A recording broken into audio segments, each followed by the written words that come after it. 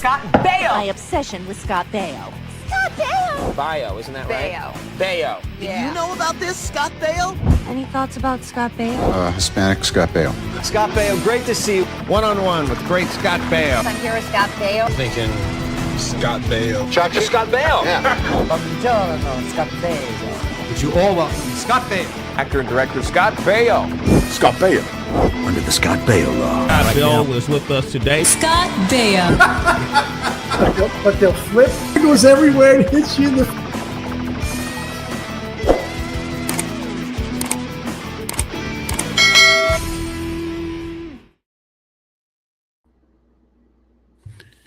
Oops, sorry about that. What is the problem? We're doing a cartoon show today. I was having an Instagram problem. Sorry, man. Oh.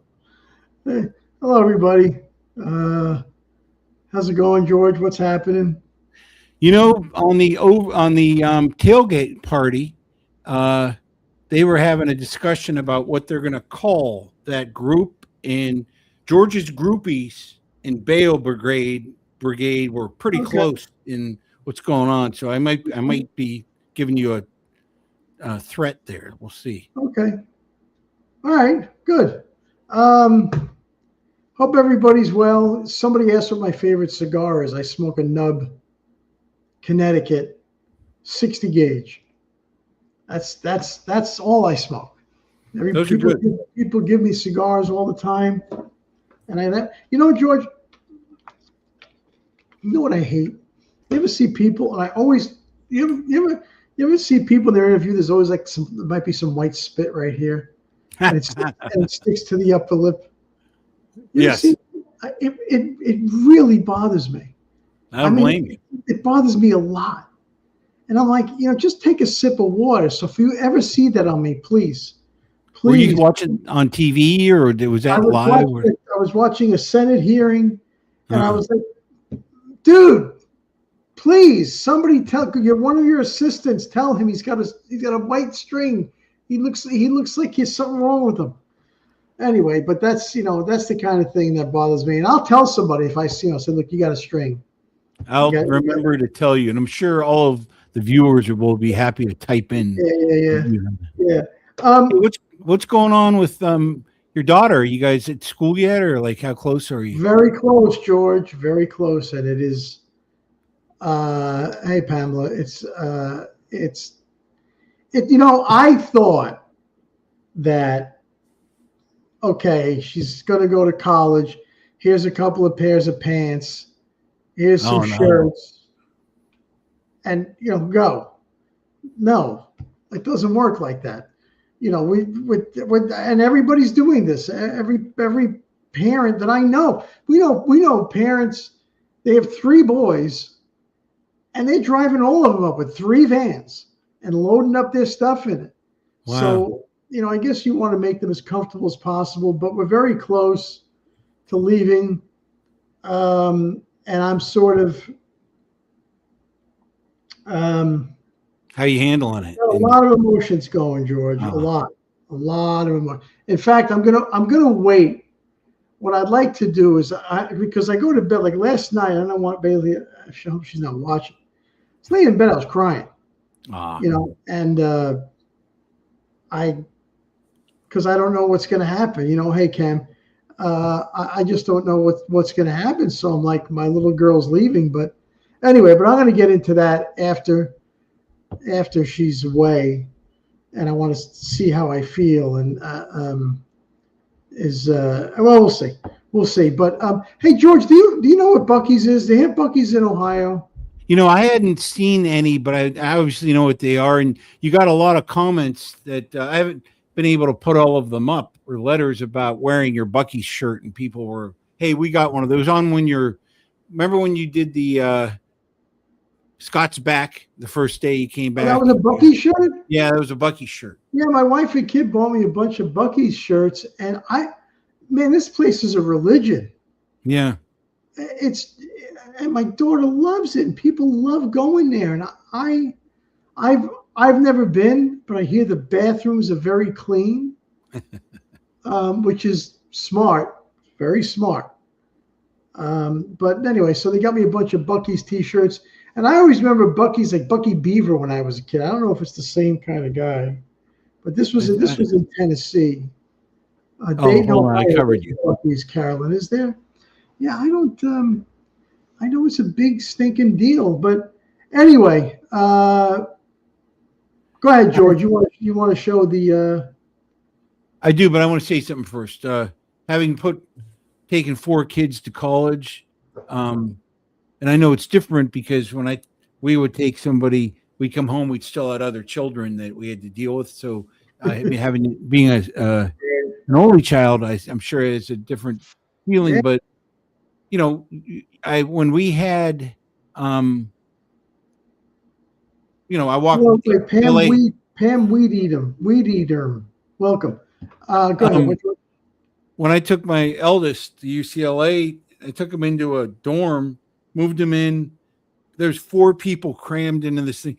And I remember we were leaving and he shut the door, and not until it was boom, he's there. We're walking away. I'm like, oh my God, he's gone. Even though he was close because we're local, but that was a feeling that it wasn't over or permanent or wasn't real until he actually oh my God, I'm walking away from leaving him where he is.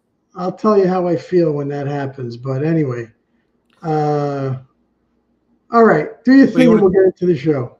Sure. I want to talk about the topics, or wait till we get back from this. Oh, what are the topics? I'm going to do Sophie Cunningham thing in the WNBA. I want to talk about they're redoing a new Leprechaun. You believe that? What is it, number 10, 11, 9? Yep. We're going to talk about nosy neighbors and some other stuff in there. But I also have some small stuff that happened there. George, I have never done this. I took Bailey this morning. She does spin and Pilates like every day to get strong, Mm-hmm. And I'm waiting I fell asleep in the car. Wow. I literally fell asleep in my car waiting like an old fart. and it like ruined my day. And I've been sort of like this all day trying to wake up. Do you nap? It's been a while, but I have done that many times. Yeah, you yes, Tammy, I miss being in the same house. I like when I was drinking coffee and my daughters came down and had coffee with me. Yeah. But man, I'm sure some of you guys nap. But go ahead, George. All right, this is we have a spot I want to run for one of our sponsors. It's a company called Bogue Sound Distillery. They make bourbons and rye. Somebody commented, George, you're showing an empty bottle. Well, that means it's good. All right, hold on. From the bottom. Well, when we mentioned this last time, I know that some people tried it, and when we got the samplers, I didn't know about this, but the first thing I tried was a peanut butter bourbon, which again, as I said, sounded like something like this is not for me, but it was fantastic. And one of our viewers got it, and she sent me a picture that they sent her a little bottle of jelly. So it's like you can make a peanut butter jelly drink, and I didn't get the jelly, so I'm mad. But anyway, I want you guys to check out and notice at the end of this you can order it if you want. There's a website. So let me play you this.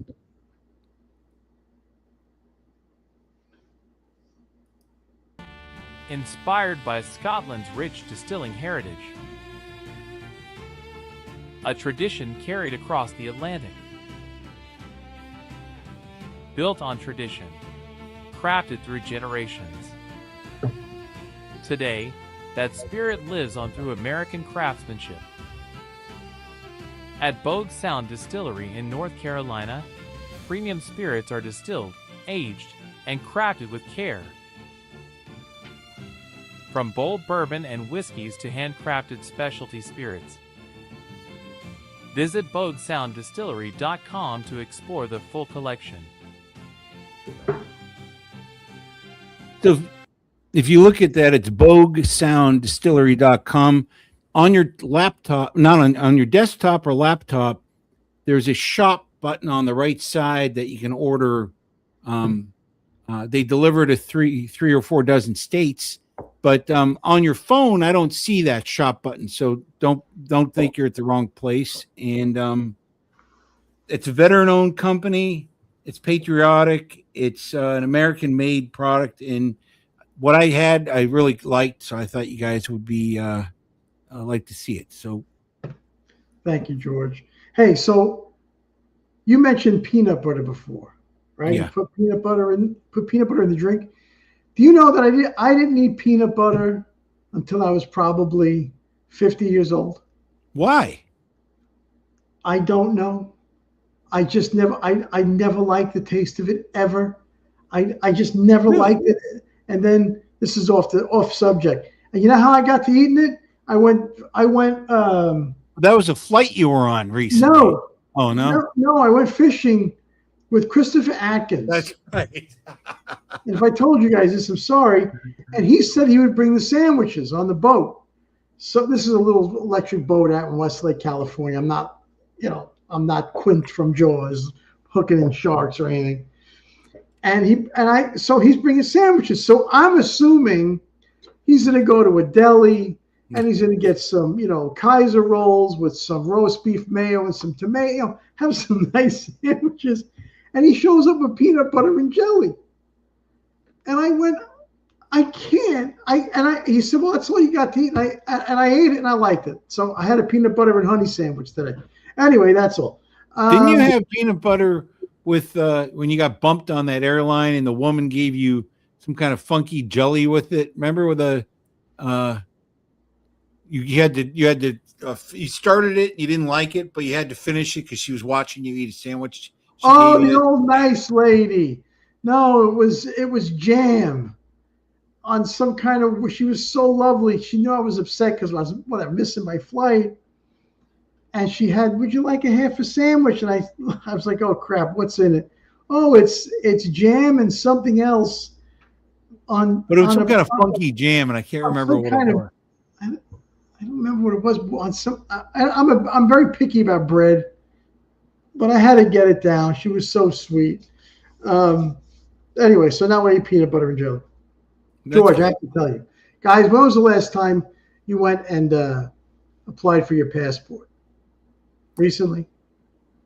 Yeah, relatively recently for me. Oh, wait. Jam is not jelly. Is that right? I don't know. Jam is different than jelly. Okay.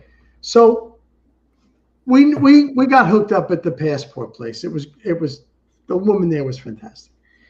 But I have to tell you, in my life, I have taken a lot of photos. My photo has been taken a lot. My passport photo is the ugliest photo of a human being I think I've ever seen. I don't care about photos of myself. The photo of me is, I looked at it and I said, that if that's me, I'm done. I'm done in public. I said, I can't, if I look like that, I'm done in public. But anyway, we got the jam has fruit in it and jelly is made from the juice. You had rhubarb jam. Remember, it was rhubarb. Oh, it was rhubarb. Yeah, that's right. Rhubarb, you're right. Is your driver's license photo good? Yeah, my driver's license photo is pretty good. Yeah, I actually, don't ever smile at a photo like that because they never catch the smile. And preserves is something different. Anyway, so onward. So we got that done. We're packing. They're making a 9th Leprechaun movie, George. Yeah, it depends on what you count. Like Mark used to say, there's 8 in this, but if you include that and Origins, and I never really knew what the number was. But a while ago, they announced they were going to make a sequel through Lionsgate, and they pulled it back because they had hired a guy to direct it, and he something happened, and he decided to go make the Bob the Builder movie. So they had to start over, and obviously that's Warwick Davis is Leprechaun on the left, but on the right, there are two writers that had their hand in making all the Saw movies, those horror movies. And I remember years ago them reading that they liked Leprechaun and they wanted to make it. And they announced Lionsgate yesterday, 2 days ago, that we're going to do another installment. And these guys are writing it. I got their names here somewhere. Let me see a second. They're writing it, but we heard it was the same script as as the original. Well, That's Patrick what Melton and Marcus Dunstan. Yeah, they said they wanted to relaunch it as this is a new franchise for this new generation because it's been like 30 plus years. So let's start over. And I was thrilled because this just meant they're going to put a lot of muscle behind this for Mark. I wish that he could see this day. And yeah, well, we'll see what happens. I mean, is Jennifer Aniston going to be in it? Probably, unless I don't know. I mean, if they pay her a lot of money. Some guy Black from Brooklyn says hi. Was it Black? If that's him, Scott, are you a fan of Seinfeld? Yeah. Oh wait, don't go off Leprechaun yet. I want to keep talking Will about Mark be acknowledged in the film? I don't know. If that's cool. There were two guys that are producers. A guy named Orrin Koulis. He's the guy that produced Saw, and he has a son named Miles who was actually a hockey player in Binghamton, New York. And was it the Devil Rays, the AHL team up there? But the reason I wanted to talk about this is prior to this, they put out a Leprechaun 4K that they like fixed the color and the sound on. I actually went with Mark. This is him fixing the color for the 4K. And there's another one that we had for him doing the sound. And I used to think that he wanted to look like I have like somebody with me, an agent, a manager, that this is executive. But I realized late in his life that he couldn't see well enough to drive there. So I was basically just driving him there.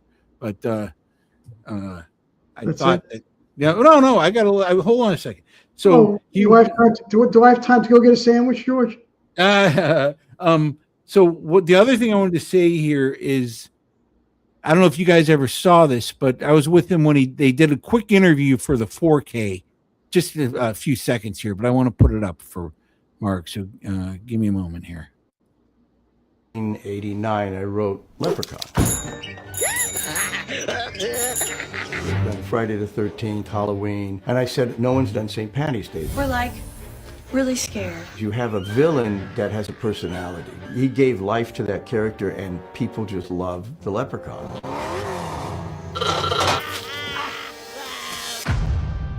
I really did think we had something special.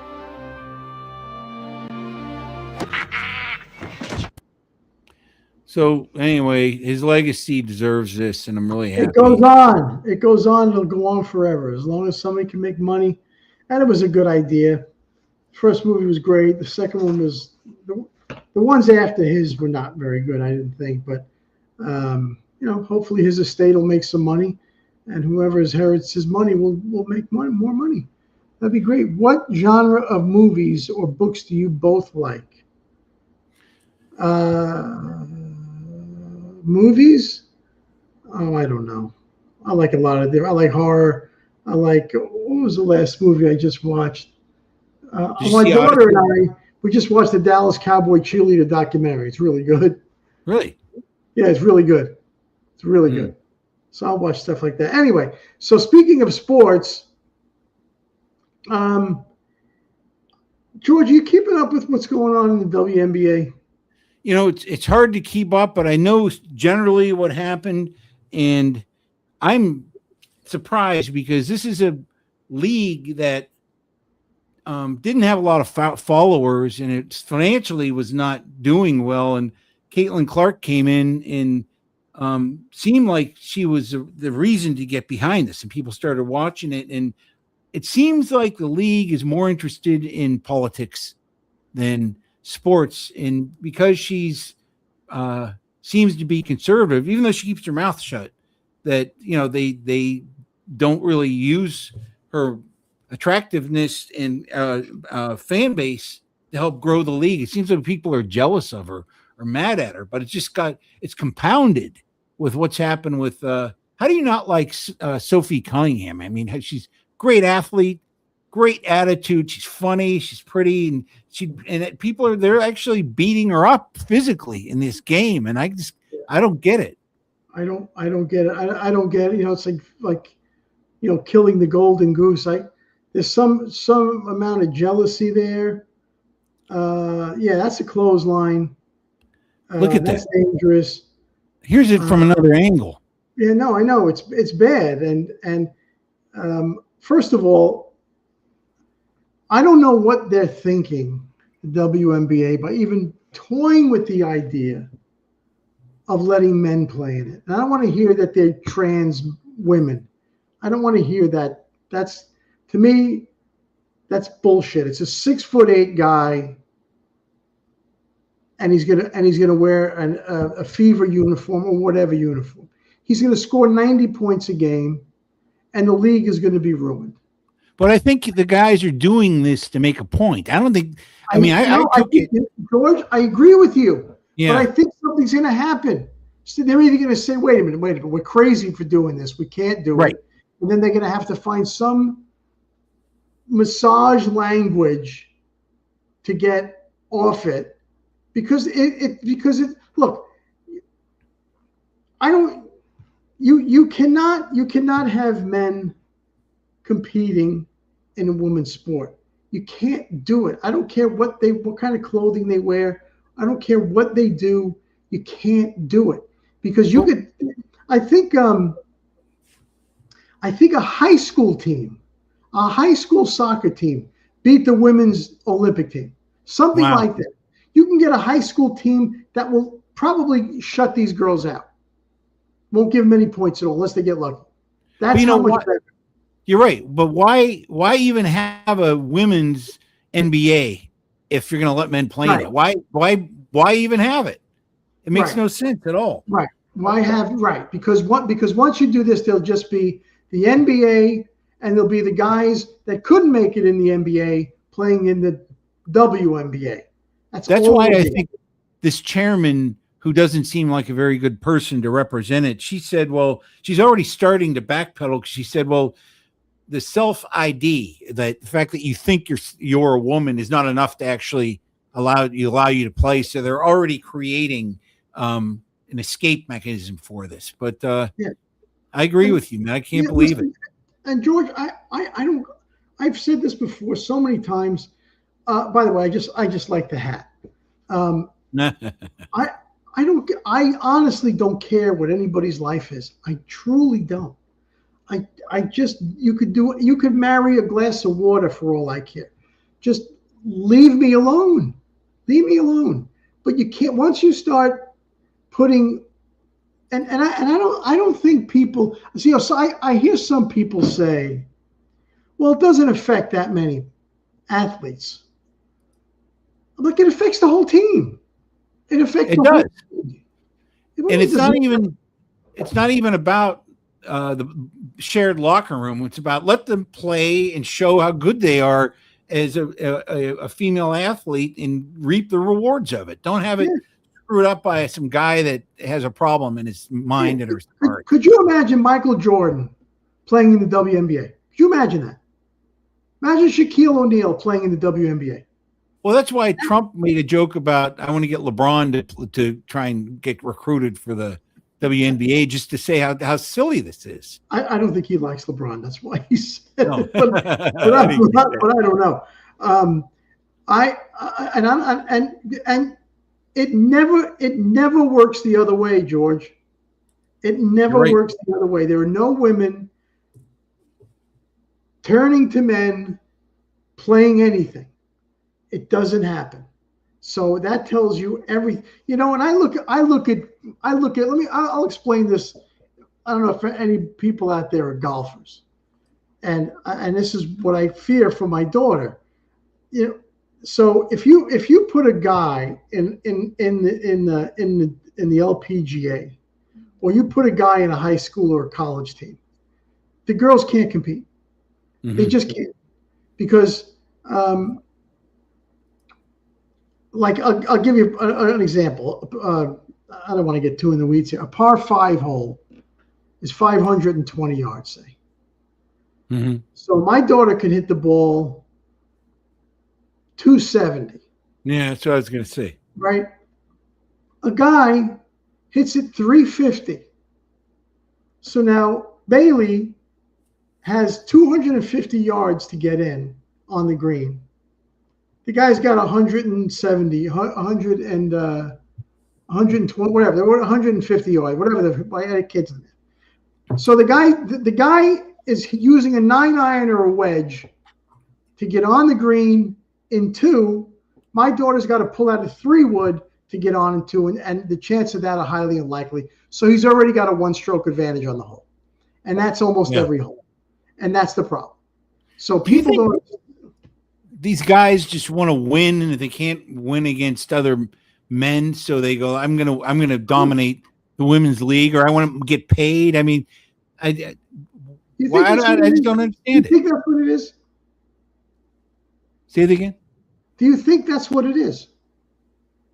I just think some of the guys, I'm not saying they all have the same motivation, but some of them want to win. I don't know. This is my personal opinion, but I don't find the fact that they want to play there because they think they're women that credible. I don't think that many of these guys permanently think that they're women. That's just my opinion. I mean, it was so obvious with the swimmer, whatever that person's name was. The guy that wanted to become a girl and was lapping everybody in the pool. That's right. It's just so, and people want to protect women's sports. Well, you're not. You're not. It's just so. I swear to God, George. Every time I try not to turn the news on anymore. Every time I turn the news, I think Leah Thomas. Thank you. I think we've gone insane. And it's not just this. It's so much shit. But I thought we were past this. That's why I'm sick so of it. Did I. So did I. Okay, we're done with this, and it's I back. agree. Back. But they don't go away. They will not go away until they get what they want. And the coach, Sophie Cunningham's coach, is backing it. And now she just kind of backed off it. I'm like, what the F is wrong with you? You're killing the league. Stupid. It's just stupid. You want to be politically correct on a 95-5 issue? But you know, the woman that caused this Carrington, after getting ejected, and her to say it was white privilege, and I'm like, are you just trying to keep digging? Like, what does that have? What is any? You basically assaulted this woman, and then you're blaming her skin color for you getting ejected. Yeah, it's insane. It's all just you know what? It's all just unnecessary. You're right. You know,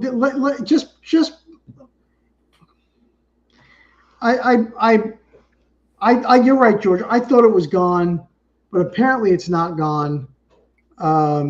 And it's unfortunate because I think Sophie Cunningham is a great role model. I think Caitlin Clark is a great role model. Yeah. You know, the girl gets hit, gets up, gets hit, gets up, gets hit, gets up. And the other girl, Sophie Cunningham, who I guess is like her enforcer, but is also a really good player. I mean, I hope they, you know what I hope happens? I hope one guy gets in. And I think one of those guys, yeah. That's what I hope. No, I totally agree with you, man. That's exactly, because then they'll wake up. Anyway, I've been sitting on this for a while now, you know, and it bothers me a lot because Bailey's an athlete, and I don't want that. I hope that whatever.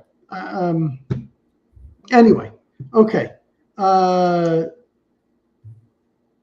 had a rough day today, George. So I had a rough day. You know what else? To do, and I'm sorry this is this way, and I don't want to be negative about it, but to do anything anymore is so taxing and exhausting. And who am I talking to? And why? I had to do something today. I had to get a prescription filled. And the short of it is, the insurance company denied it. I called the insurance company. They sent me to person A, person B, person C, person D. And I finally got back to the first person. I said, here's my problem. He said, oh, well, you have to go here. Really? And I said, why did I have to talk to all these people? They knew nothing about what I was talking about.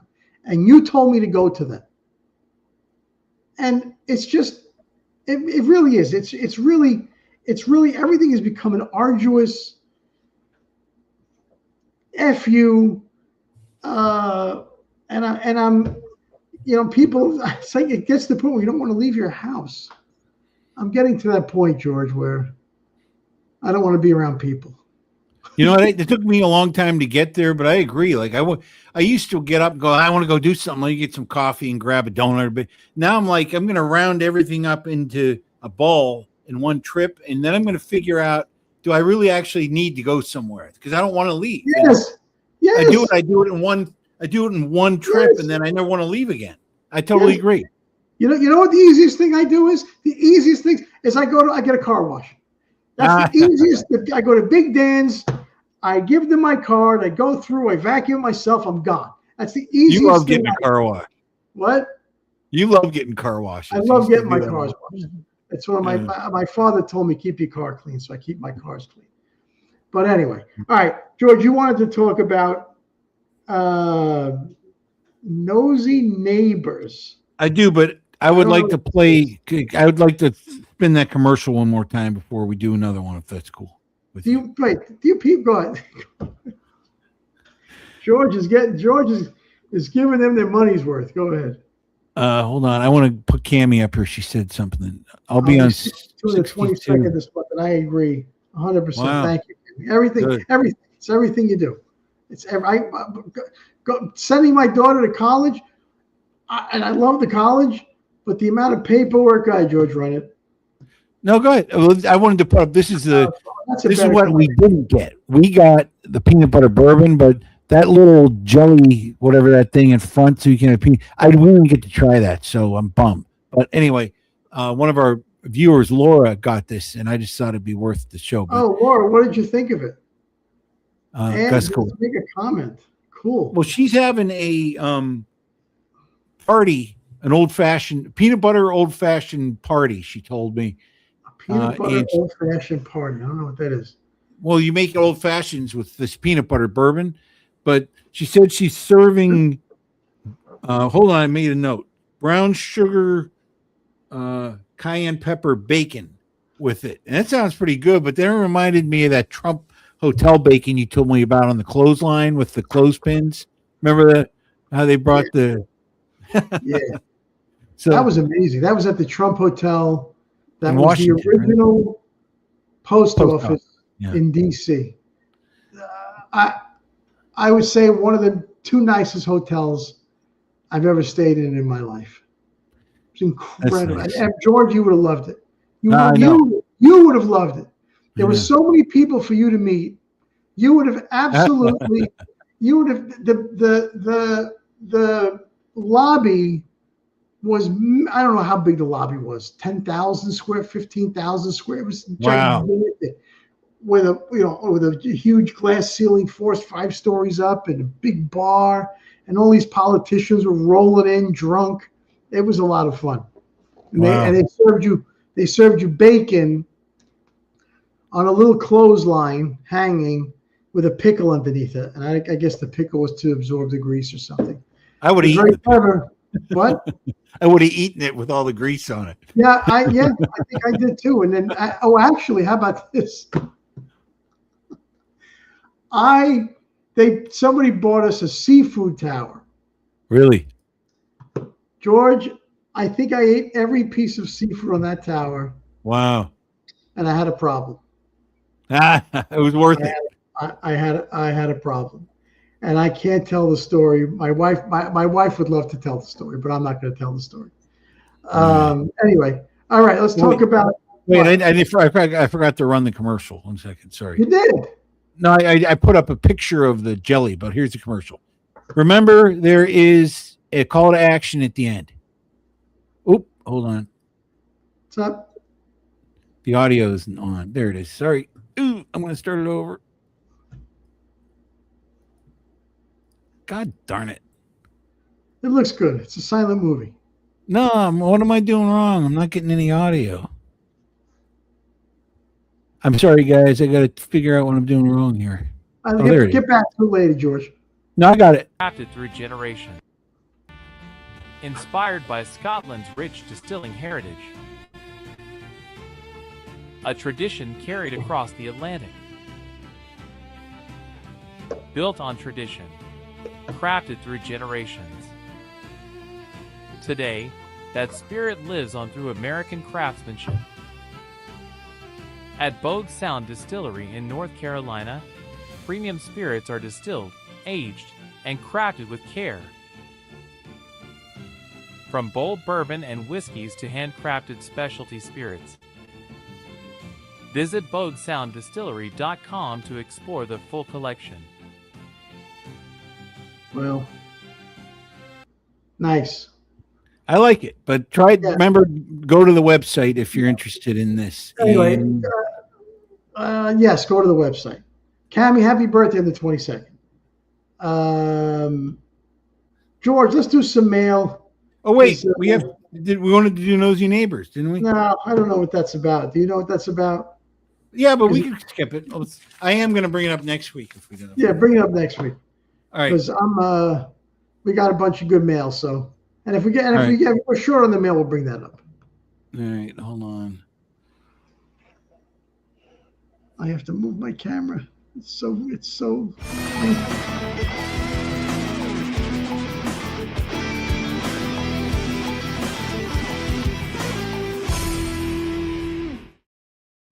Well, it looks like people like it. You're welcome, Cammie. First letter. There from R.J. Rednose. There's nothing more beautiful, inspirational, and gratifying for a parent than being a caddy for your daughter for 3 days, 5 hours each. Better than her wedding day. Better than college graduation. Better than birthday celebrations. Congratulations. Wow. I don't know what's. It was great. I mean, physically. The other things are easier than caddying. But it was, I didn't want to, I'm not going to get into this too deep. I was telling her in the car today, I said, what breaks my heart really is everything now with her is a memory. Oh. And it bothers me. You know what I mean? I have so many memories of her. I mean, like I have, an 18-year movie reel in my head. So, but I understand. But I appreciate that. Yeah, her wedding day. I don't know. All right, what's next? I actually think it was a great coincidence that this came up. I didn't plan this, that this came up, and it was good timing for, what's going on in your life. So that's nice. Yeah. Okay, the next one we've got here is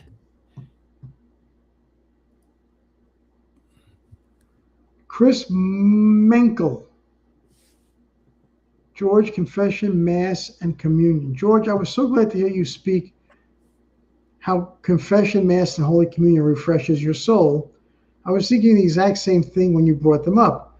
Nothing refreshes me more than receiving those sacraments. The more I participate, the more I crave them. Thanks for sharing. That's you, George. That was, I like to receive communion, but I'm a hypocrite because I'll sit in church and I'll fix the place. I'll be there early and I'll get to see, I want to see everything. And at the last minute, somebody will run in and sit in front of me that's like a big, tall person, and I can't, like, I have no sight line. So I'll be sitting there under my breath, swearing at this guy, waiting for mass to start, thinking, how can I be a hypocrite like this? But I am human, and when I get mad, instead of waiting for the end of church, the mass to finish, I'll get communion and I'll just walk to the back and just leave. I'll just not stay for the end. And I shouldn't do that, but I'm getting better because I used to not go. I know. You know, George, I was talking to this is a while back, to our pastor in L.A. He's a good guy at Calvary Church in Westlake. And I said, you know, I get frustrated sometimes, George, you know, because I say, sometimes I feel I don't know how to do it. Mm-hmm. I don't know how to get closer. I don't know how to. I feel like I'm always sort of failing at it. And then going through the motions. Yeah. The what? Going through the motions sometimes. It's I'm like, and sometimes I'm just totally away from it. And then he says, you're human. I said, I understand that, but I never know. I never feel like I'm getting close to it. You know what I mean? I never feel like I'm getting close to Jesus. I never feel like I'm getting close to God. I try, I read, I think, I lay in bed, and I'm like always, you know, where is it? Where, you know, and I see people who are, I guess, at peace, and maybe they're full of shit. I don't know. You know what I mean? Maybe they're acting it, because I'm you know, I would love a thunderbolt to hit me and go, there it is. And I go, oh, okay, because, you know, you fail a lot in life, right, George? You fail a lot. You're right. And I fail with my family sometimes, and it bothers me. And so I'm always trying. And I understand. I understand leaving church after you receive. You know what? I've been here long enough. I got the story. Give me my wafer. I gotta go. I'm getting better at it. Because what are you staying for?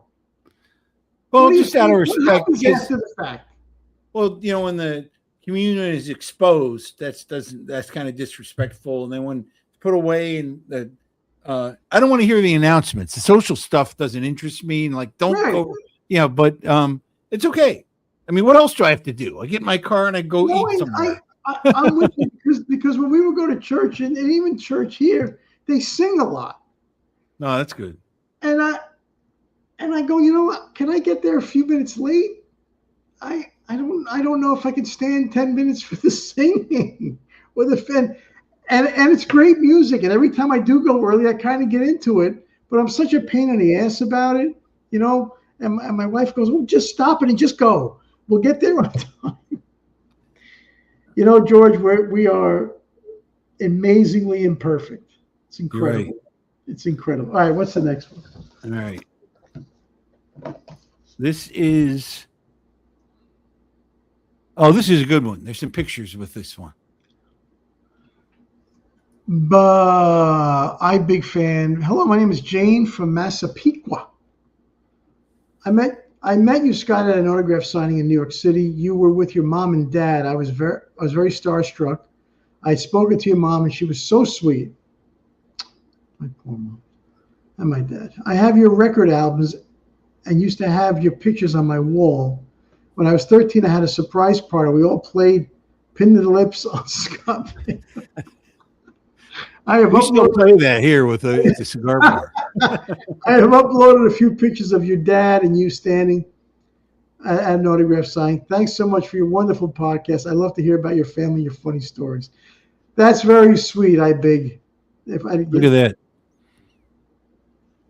Do you remember that picture, Scott? No, but I remember Oh, wait a minute. If that was at King's Plaza. Yeah, I remember it. Sure. Here's another one. Yeah, it's King's Plaza. Who's this? Right behind you. My dad is behind me. Right, but who's in the white shirt there? I think he's probably the guy running the show. I think that was at a car show.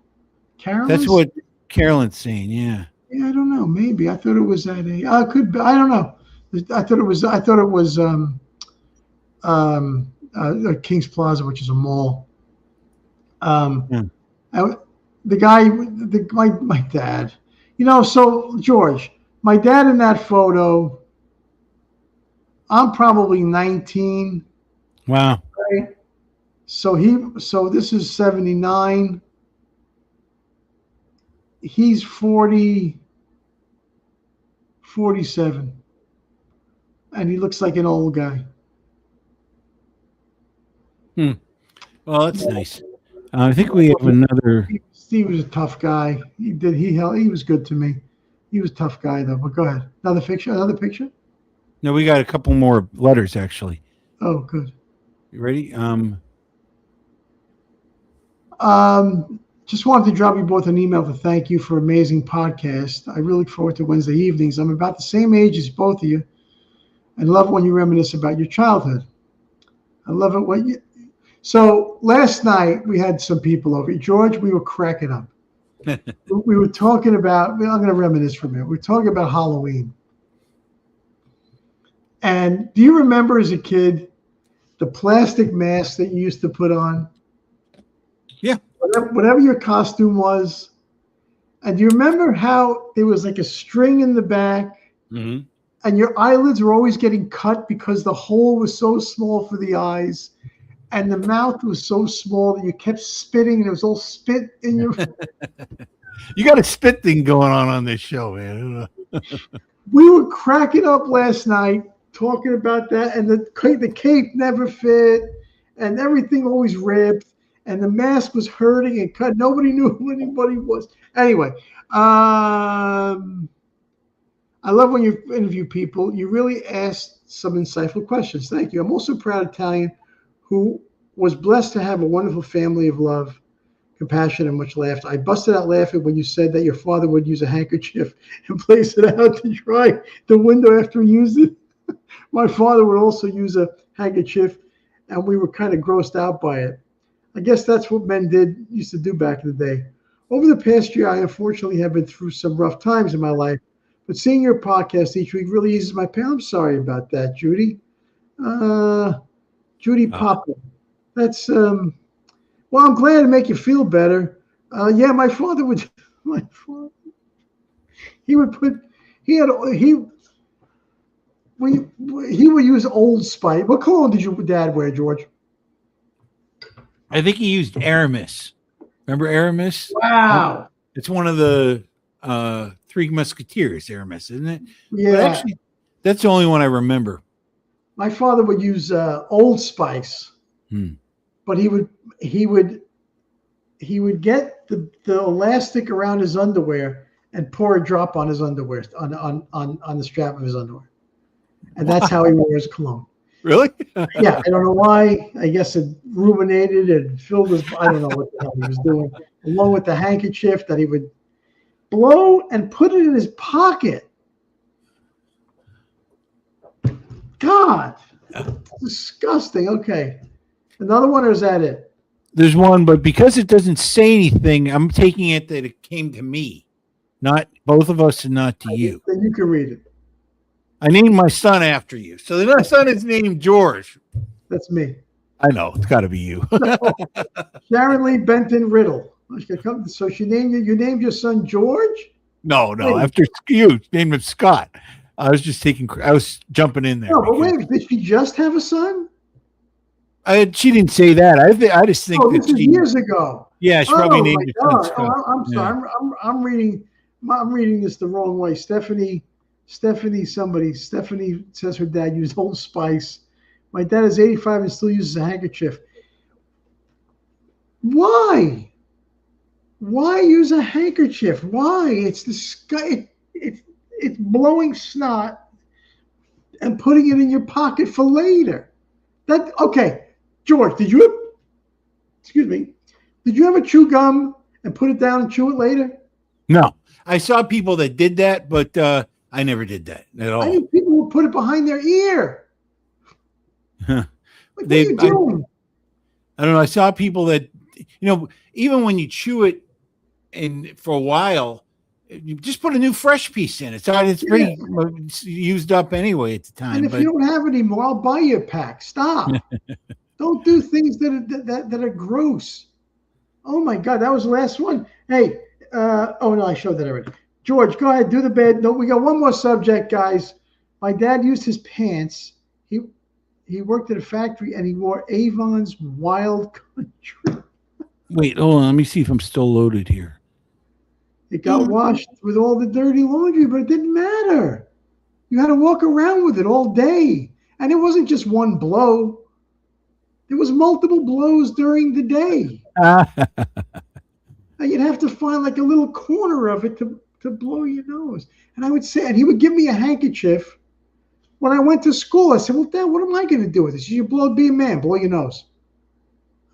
No. I put it in my pocket. It came back fresh and new every day. Well, we don't have to do it. No, I got it ready. I wanted to run this because this woman apparently sells gossip in her neighborhood. Let me put it up first, and then we can talk about it. Sells it to whom?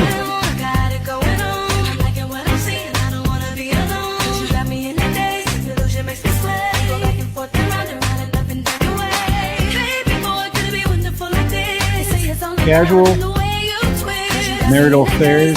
Oh, wow. So she makes the most if you pay her not to gossip about you, but she basically sits out on her porch with a camera and a paper. What a business. Makes these notes, and she only charges, it said 5,000 to 10,000 pesos, but it said that's $1.20 to $2.40 to be told a rumor or a piece of gossip. And she said that they bought 2 houses from that. That's how interesting it is. But by making more, charging more, not to, so that she won't talk about you, actually says the most about this. But I found it pretty interesting. And this came from one of our viewers, a friend of mine, the topic. And she said that in her neighborhood, people would dig through her garbage to see how much empty wine bottles and things they had. And no matter what you would go to, like a book club meeting, the first 20 minutes was devoted to gossip. So she goes, I just want to go play cards, or a book club. I don't want to talk about other people. You know what this reminded me of? When my wife and I bought our house in the development, we were able to go visit it as they were building it, because it was one of the, not prefabricated, but one of the things that were pre-planned. And I walked in and I saw an older couple coming out, and they were holding a filter, like a 2x3 filter. And I wasn't thinking that, where did they get that filter out of my house? I just said, hey, I'm George. And they go, we're your neighbors right next to us, Ross and Molly, or whatever their names were. And what I realized is when I went to get the air conditioner serviced, that they had actually, it's only $2. They took this little, they cleaned it up. And the guy that serviced it said, you need a new compressor, and I have to clean this because there was no filter in this, and it caused all these problems. I remember it cost me like $700. I'm like, for $2 or $3 filter, they stole this that caused me problems. I didn't even think about it. And then the people that built the houses told me they paid cash. So it's not like they needed $2 or $3. They paid cash for a very expensive house. And I'm like, why would somebody steal my filter? But I totally get it. They're entitled to Mrs. Kravitz. Yes, they're entitled to it. But George, wait a minute.